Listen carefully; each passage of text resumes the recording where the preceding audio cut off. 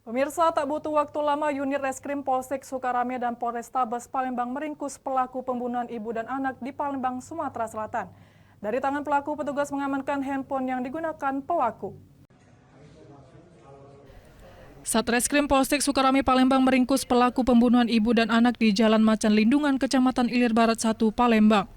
Pelaku ditangkap petugas dalam persembunyiannya di sebuah rumah kosong yang tak jauh dari lokasi kejadian di kawasan Macan Lindungan saat pelaku hendak mengganti pakaian. Motif terjadinya pembunuhan tersebut melainkan sakit hati yang berujung dendam terhadap suami korban yang tak tepat dalam membayar gaji milik pelaku. Suganda 31 tahun yang merasa sakit hati langsung merencanakan pembunuhan tersebut.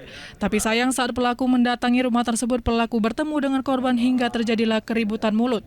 Senjata tajam yang telah dibawa oleh pelaku ini langsung mengejar korban dan menghabisi nyawa korban dengan senjata tajam. Tak cukup sampai di situ, pelaku merasa terancam setelah diketahui oleh anak korban FR, sehingga pelaku harus menghabisi nyawanya. Sementara itu, korban Wasila sendiri telah tewas terlebih dulu di dalam garasi mobil rumah korban. Dari tangan pelaku, petugas berhasil mengamankan pisau, baju, handphone, dan lencong yang digunakan pelaku untuk menghabisi nyawa korban. Yang dilatar belakangi dengan permasalahan